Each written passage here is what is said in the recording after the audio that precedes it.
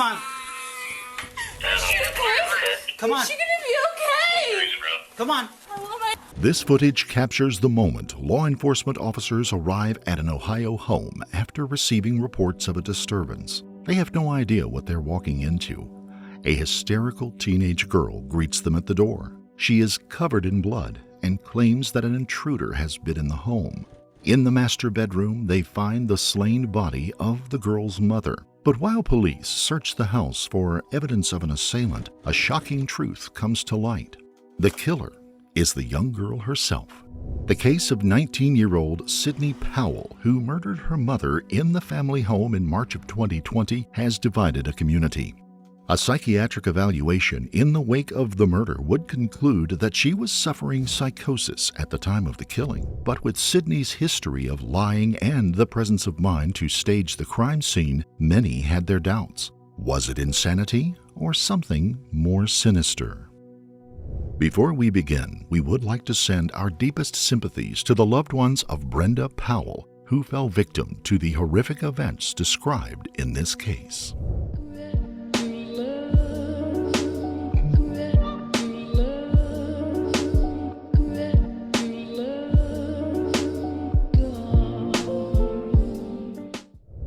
It's 11 a.m. on March the 3rd, 2020. 50-year-old Stephen Powell is at work at the family steel treating company in Akron, Ohio, when he receives a notification on his phone.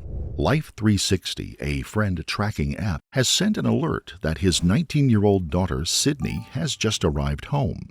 Stephen is worried. The school term hasn't finished, and Sydney is not supposed to be back for another week. What's more, earlier in that day, he received a troubling phone call from a staff member at the university who told him that Sydney was no longer enrolled. So you get a notification that Sydney's at home, correct? Yes, When you see that, you go home. correct. All right, and why did you go home? See why she was home? Okay. Did you have any concern for her at that time? Just because Mom you said she wasn't enrolled, but no, I was going to go home and see why she was home so early. And And did you take your phone with you when you went home? no, And why not? I just left it at work so the 360 app wouldn't show me coming home. Okay. Did you not want Sydney to be able to see that you were coming home? I would imagine that was my intent. Okay. Stephen makes the 15-minute drive back to his house, where he finds Sydney in the basement. He gently presses her on the situation at the university, but she still insists that she is enrolled at Mount Union. So she told you she was essentially still enrolled, but just having some trouble? I don't know if she used the word trouble, but you should, And again, I don't want to put words in your mouth. You tell me. and then she, What did she say? she was, I don't remember the details, but I remember she said she was still going to some of her classes with her friend Lauren. What was, when she told you this, what was your response? That we would work it out. Okay. Do you remember telling her, and I know you had a conversation with the police too, do you remember telling her that, you can't run away from your problems, you have to face them? I said we'd go through, get through this semester, and if you needed to take the summer off or we would work through it. I remember she said, all her friends have their shit together and she doesn't, and I told her, no, that's not true. Do you remember telling her, let's call the school back, get reinstated, something along those lines? I think I said, let's call your mother. I'm sorry. I think I said, let's call your mother. Okay, and why did you say that? Brenda was better at things like that than me. And do you mean by dealing with Sydney or the college or both? Probably both. Did you stay at home? I'm sorry, do you need a minute? No, go ahead. Take your time, sir. Did you stay at home until Brenda got there, or did you leave before she got home? I left before she got. At a loss, Stephen calls his wife, 50-year-old Brenda Powell. Brenda is a child specialist at the Akron Children's Hospital with years of experience in dealing with emotionally charged situations. She's also incredibly close to their daughter, Sydney. Stephen leaves Sydney at home to wait for Brenda, and he returns to work. A short time later, staff at Mount Union University receive a voice message from Brenda Powell asking for a call back. Associate Dean Michelle Gaffney and Dean of Student Affairs John Fraser are between meetings when they learn that Brenda Powell is trying to get a hold of them. Brenda, they know, is the mother of a student they've recently had some trouble with, Sydney Powell.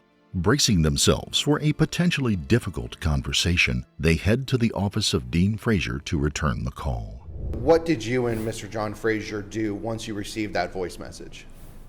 So we were walking back together, and we still had some work to do from the meeting. We left, and Dean Fraser said, "Why don't we just go to my office and make this call first?" He dialed. The phone was answered, and Mrs. Powell answered. You say Mrs. Powell, is that Brenda who answered? Brenda answered, yes. Okay. And what did you tell Brenda at that time? So Dean Fraser was speaking and simply said, "Brenda, this is Dean Fraser. I'm sitting here with Michelle Gaffney, our associate dean of students. We're returning your call," and that's about as far as we got. And Miss Gaffney, what happened next? There was a very large or a very loud sort of thud sound, like a pounding or a thud, accompanied by a pretty loud scream. We're both talking into the phone, saying, you know, what's happening? Are you okay? Do you need help? What's going on? And when you say the phone cut off, did the call drop or the was call it dropped? hung? Yeah, Okay. we lost the call. Okay. We called the number back. Brenda's number? Brenda's number that she'd left, and we called twice, and there was no answer. It rang and no answer. When it went to voicemail, we hung up and we called again. The phone was answered. Okay. On the third try to the number, and Dean Fraser said something along the lines of, "Brenda, is that you? Are you there?" And the voice on the other end said, "Yes, this is Brenda." Yes, this is Brenda. Now, Miss Gaffney, did you recognize that voice on the line? Yeah. Okay. Was that Brenda Powell? It was not Brenda. Who did you recognize that voice to be? I was sure it was Sydney. Both Dean Fraser and I looked at each other and sort of shook our heads at each other and said, that's not Brenda. And he then said, Sydney, I think this is you. This is not Brenda. And what happened next? The phone went dead. Okay. And Miss Gaffney, what did you do next? We called the Akron police. When the police arrive at the home on Scudder Road, they are totally unprepared for what they find. She's on the ground. So there's. Who is it? My mom. There's someone broke in the back window. All right, hold on. She's on the ground. And there's. Hold on. Where's your mom? Okay, No, there's so much blood. No, please. Ma'am. She's in the corner. No. Stop. Hold on, we gotta figure out what's going on. An officer takes Sydney outside. She tells police that she heard a bang and that her mother told her to get out, and then she heard screams. Before the police can prevent him, Sydney's dad, Stephen, rushes into the house.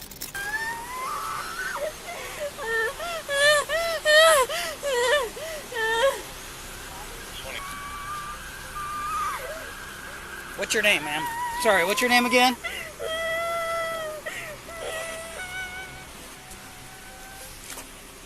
She's got cuts on her hands. Okay. So. Take care of her.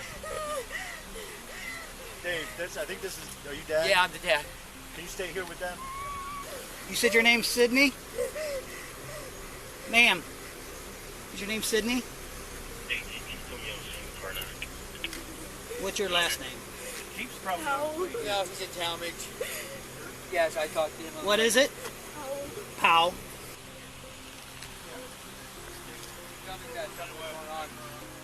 What'd you say? Oh, we don't, sir, we don't.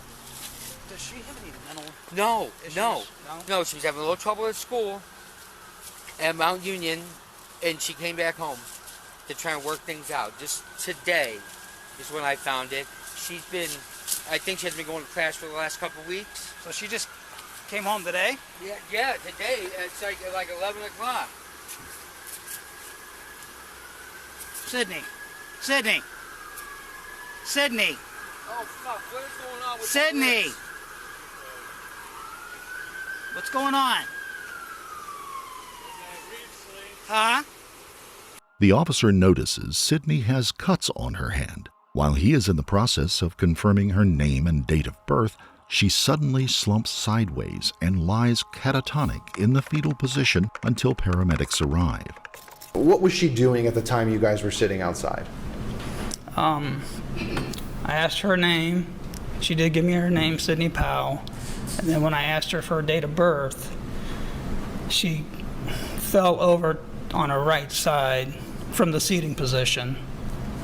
And while she was laying there, she's kind of like tapping her head on the pavement and then rubbing the ground with her left hand. And is it fair to say that Ms. Powell was not answering your questions at that time? Yes. Okay. Sydney. Can you tell me what happened? Huh? Sydney. Sydney. Detectives later describe hearing her whispering, "Get out, get out, get out."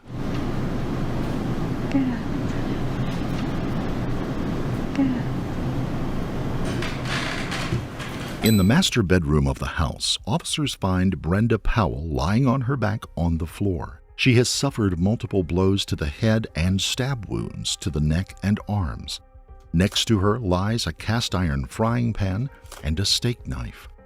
Brenda is taken by ambulance to the hospital where she was pronounced dead a short time later. Sydney is also taken to the hospital where she is treated for minor injuries. For Sydney's family, the horror of what has just unfolded is impossible to process, and it's about to get even worse. That night, police arrest Sydney Powell for the murder of her mother. Her family are shell-shocked. How could this happen? Sydney has never been violent in her life and always close to her mother.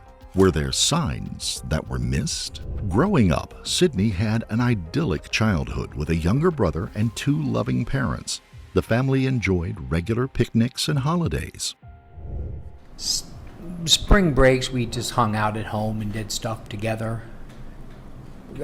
Once every summer, though, we'd go on a family vacation, either to Disney or the beach.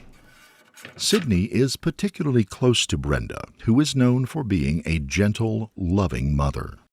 And tell us about Sydney's relationship with Brenda. It's almost unbreakable. They really were. They were unbreakable, really close. They were really close.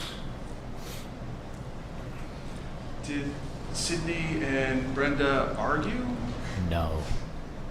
Did they ever have loud screaming matches? No. Did any arguments ever, did they ever get physical? No. Was that a part of who Brenda was or could be? Not in the least. Was before March 3rd violence a part of who Sydney was or could be? No. Sydney was always a sweet child. She was a lot like her mother in that she was quiet spoken most of the time. We laughed and so forth, but she was a worrier, a little bit of a worrier, and but child worrier type things, like worrying about overrunning a bucket in the barn or something. But other than that, she was always sweet and kind. They also spent a lot of time doing puzzles together, and quiet time that they spent together. Did you ever see or hear about Sydney and Brenda fighting or arguing or talking disrespectful to each other? No, never. Sydney is a little shy unless she is with close friends. Her best friend, Lauren Curie, describes her as social, charismatic, and chatty. She is also a talented soccer player, and academically she excels.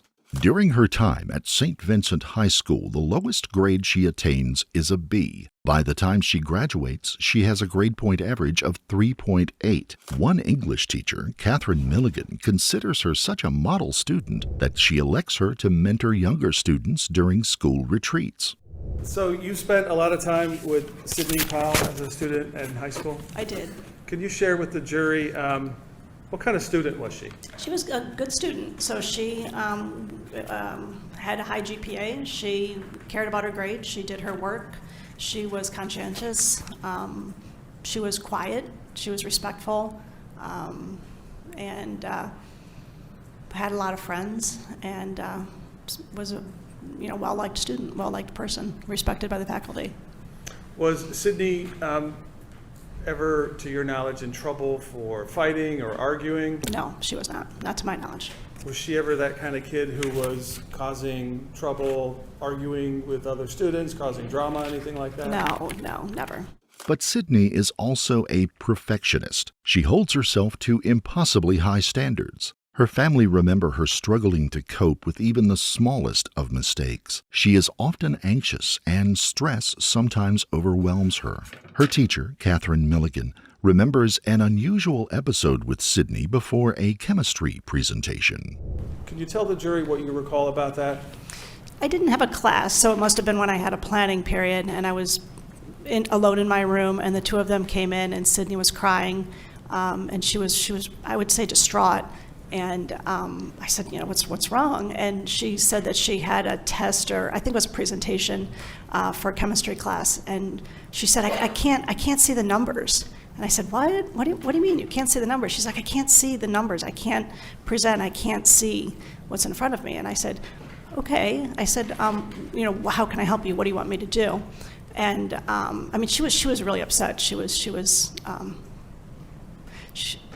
pretty upset about it. So I said, well, what do you want me to do? Do you want to go down and talk to the teacher, or do you want me to? And she asked me to go. So I went down and I talked to her teacher, and I said, I assume she took the test on another day. I wasn't the person in charge of that test. Okay.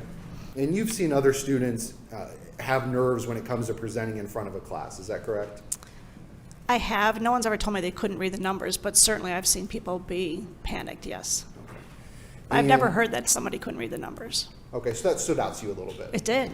Despite this, by her senior year, she is captain of the school's soccer team and on the school's honor roll list, leading to a scholarship at Mount Union University. Mount Union is a small university just an hour from Akron. Several of her closest friends plan to attend, including her best friend Lauren.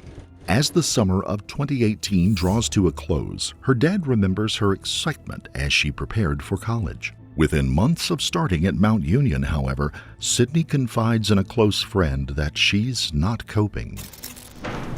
Back in 2018, Sydney's talking to Amanda about really not being able to go out, haven't seen you, going on that I need to talk to someone about, and I feel like you do too, so it would be great to hang out, and I miss you. Amanda says, thanks, of course I miss you too. Thank God, I've cried so much these past days, it's unbelievable. I just really need to talk things through with someone. Still, her best friend Lauren remembers spending their first summer vacation shopping at the mall and doing all of the usual things. Sydney gets a job coaching at a local kids' baseball team. Nothing seems amiss. What no one knows is that Sydney's grades have slipped dramatically. Over the course of her freshman year, her GPA had slipped to just 2.2.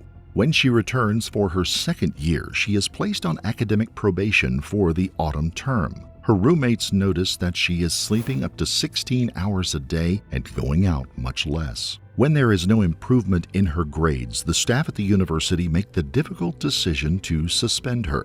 It is December of 2019, and Sydney is unenrolled for the spring term of her second year.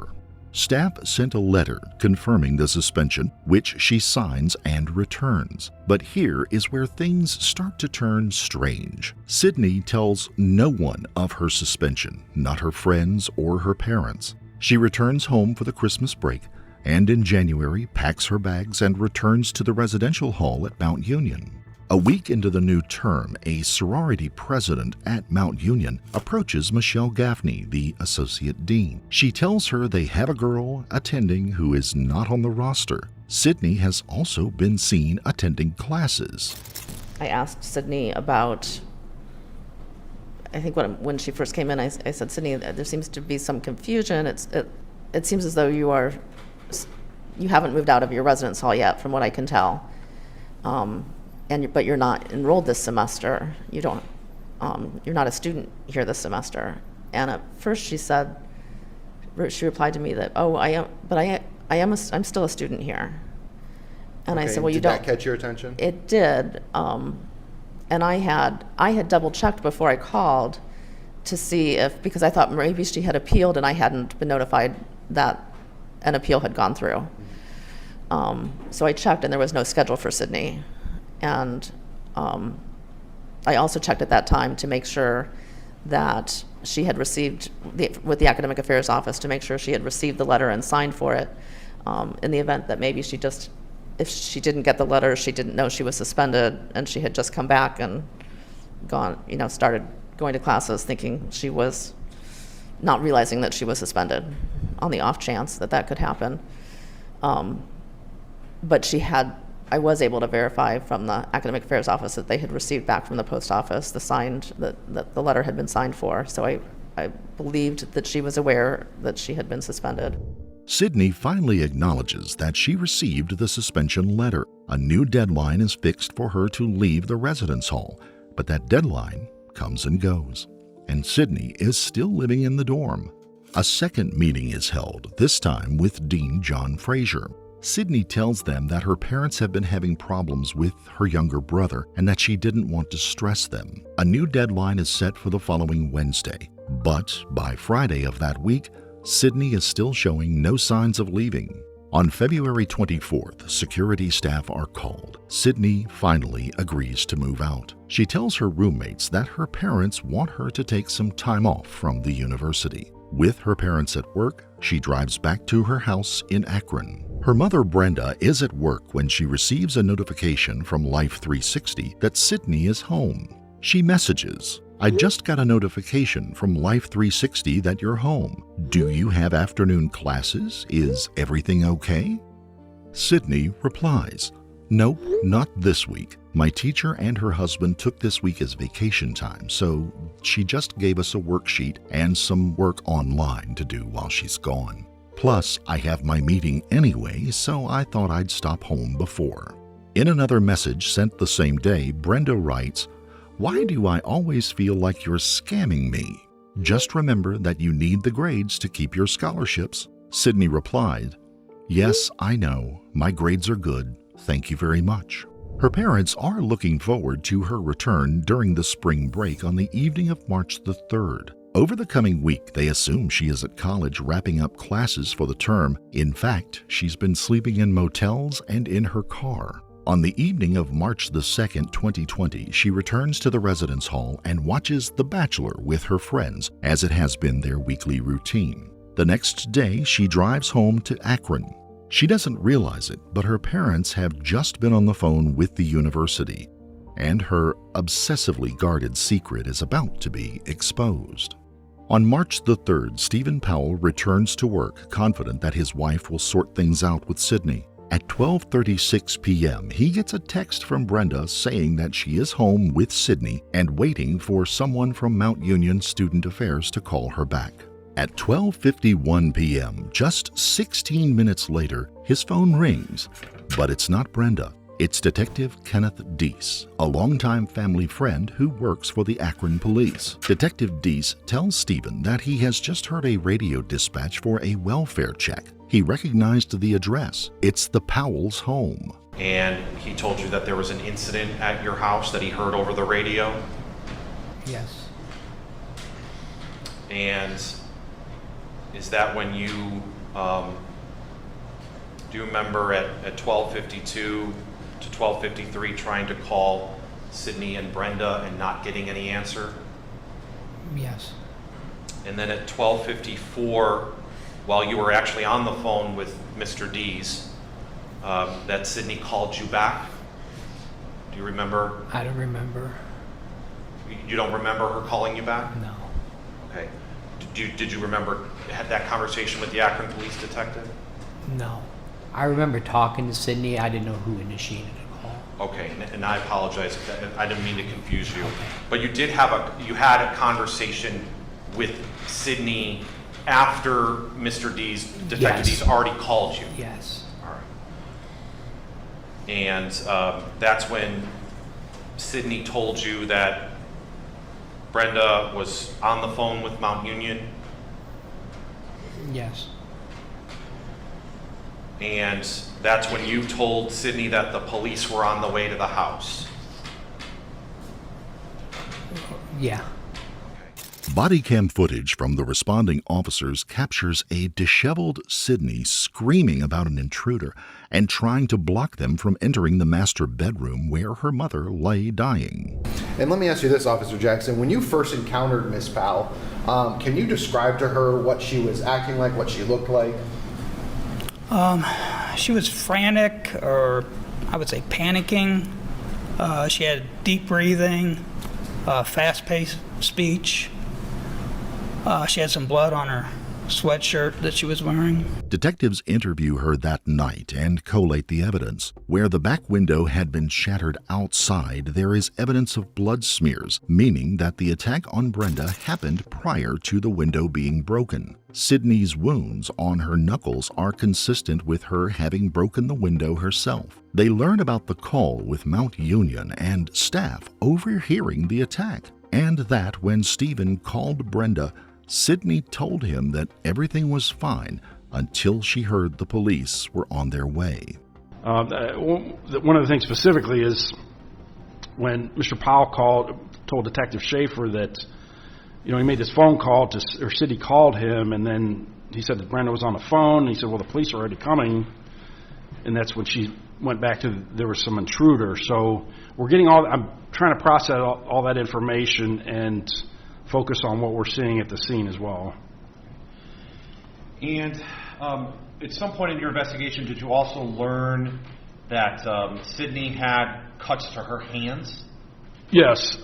She was taken to Akron City Hospital, so Detective King and Detective Ridgway Williams responded to the hospital to try to talk to her, and they also took photographs of the actual injuries you're referring to. Okay. But you're familiar with those injuries? You've seen those photographs? I have. And can you describe for the jury where on her hands, where were those cuts? They were on the outside of her hands by her knuckles. The evidence points in one direction, and that evening, Sydney Powell is arrested and charged with the murder of her mother. Sydney is taken to a psychiatric facility for a 72-hour evaluation, where she is diagnosed as suffering from a psychotic episode. She is moved to a psychiatric hospital, where two psychiatrists describe her as in the throes of a first episode of schizophrenia. Dr. James Reardon evaluated Sydney in 2021. He diagnosed her with schizophrenia and a major depressive disorder. According to Reardon, Sydney was losing her grip on reality for months leading up to the attack, suffering from both visual and auditory hallucinations. She kept these symptoms secret, as well as her suspension from the university, because they were not consistent with the image that she had of herself. She had managed to conceal that, and I mean, I think the concealment, you could say it was because she was deceptive. I think that a more likely explanation is that failing was not an option in her mind. I mean, in her mind, if she failed, then she was a failure. And I think that is when some of the early manifestations of thought disorder, some of the early auditory hallucinations were manifest. But again, she didn't seek or couldn't seek help.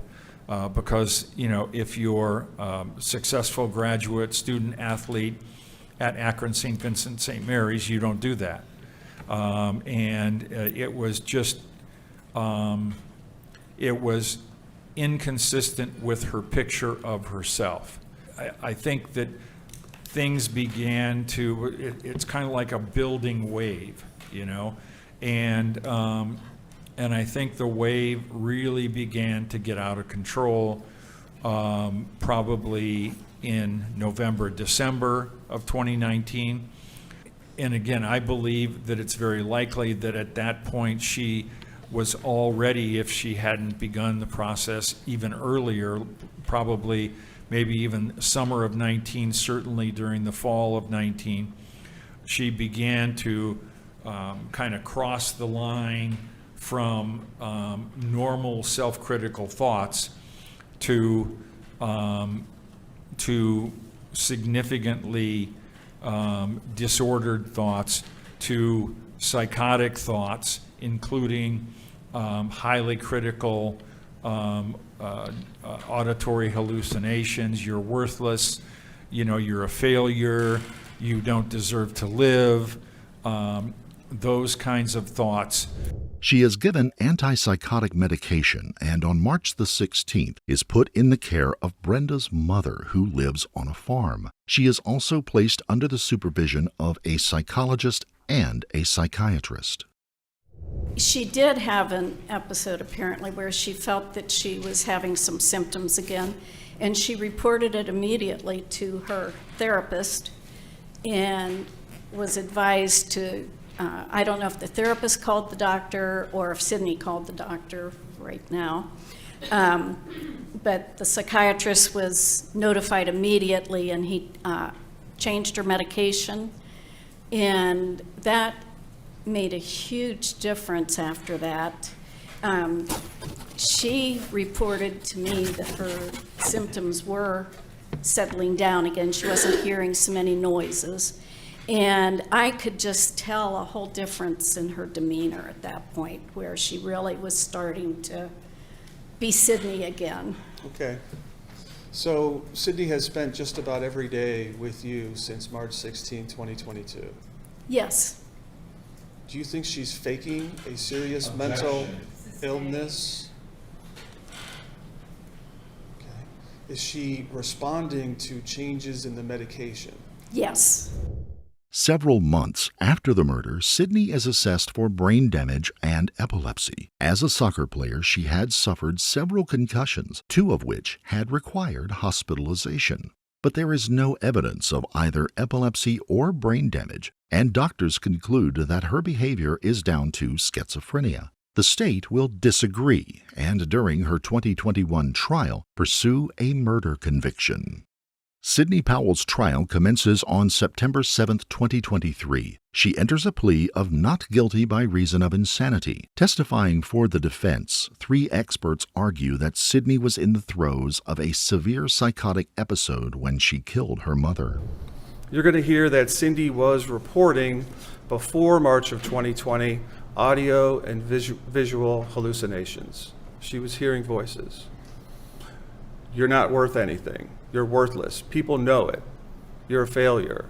Those were the voices. She was seeing things, cartoon figures, looking like fire was coming out of her hands. She's going to talk about these, the doctors are going to talk about, and the records are going to show these delusions of reference, meaning Sydney believed that everyone was talking about her. Dr. Reardon testifies that Sydney only remembers flashes of the attack and sitting on the couch with her mom and comforting her, and going up and down the stairs of the basement, wanting to get away. Her next memory was being at the hospital. The prosecution argues that while Sydney has mental health problems, she does not meet the requirements of legal insanity at the time of the crime and can cite an array of evidence supporting their case. They argue that friends have said she was behaving normally on the evening of March the 2nd, and that she had the clarity to lie to her parents and the university staff. The lead investigator on the case, Detective Whiddon, argues that Sydney had the presence of mind to lie to her father on the phone after the murder and to stage the crime scene. She ran out of time when she learned the police were on their way, but she was lucid enough to tell the police that an intruder was to blame. Sylvia Obradovich, a psychologist for the prosecution, testifies that Sydney does not have schizophrenia, but rather a borderline personality trait, malingering, the faking of a mental illness, and an unspecified anxiety disorder. She examined nearly 10,000 pages of Sydney's cell phone records, including messages, internet, and social media searches, and found them to be typically of what an 18-year-old would search, including makeup, actors, and movies. Sydney was also regularly playing in a game with her friend. Obradovich said that someone entering a psychotic episode usually becomes totally withdrawn and says and does things that don't make sense. Sydney showed no signs of losing touch with reality, and her catatonic behavior after the murder was most likely due to shock and trauma. Unfortunately, that action interrupted any of Miss Brenda Powell's future. I mentioned when I first came in this courtroom that this case is not, I don't even want to say that. This case is difficult. We're not going to hide that. It pulls on the emotions and the connections that each of us make as humans. It draws on our own experiences with struggles with mental health and relationships and those in our family. And I want to remind you that the state is aware of mental health. We acknowledge that. We acknowledge that even in Ms. Powell, anxieties and depressions and concerns have existed, that this lie was a heavy burden. But I need to remind you that mental health is not insanity. The law controls that. It's okay for you to recognize someone's anxiety, someone's mental health issues, even Ms. Powell's. I'm going to ask you to do that. It's okay to recognize the struggles in school and the fear of letting those down as heavy. But to relate these struggles to that of insanity, that does not line up, and it shouldn't line up. You must use the evidence that's available to you to understand what her mindset was at the time of the crime. The jury agrees. On September 20th, 2023, Sydney Powell is convicted of murder, felonious assault, and tampering with evidence. She is yet to be sentenced. Verdict form number 1 as to count 1 reads, "We, the jury in this case, being duly impaneled, sworn, and affirmed, do hereby find the defendant Sydney Powell guilty of the offense of murder as charged in count 1. Verdict form number 2 reads, "We, the jury in this case, being duly impaneled, sworn, and affirmed, do hereby find the defendant Sydney Powell guilty of the offense of murder as charged in count 2. Verdict form number 3 reads, "We, the jury in this case, being duly impaneled, sworn, and affirmed, do hereby find the defendant Sydney Powell guilty of the offense of felonious assault as charged in count 3. And finally, verdict form number 4 reads, "We, the jury in this case, being duly impaneled, sworn, and affirmed, do hereby find the defendant Sydney Powell guilty of the offense of tampering with evidence as charged in count 4.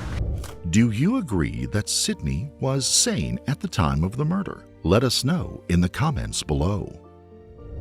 If you found this case compelling, don't forget to like the video, subscribe to the channel, and hit the notification bell in order to stay up to date each time we reveal a new shocking case. Until next time, stay safe and keep your eyes peeled. You never know what's lurking in the shadows.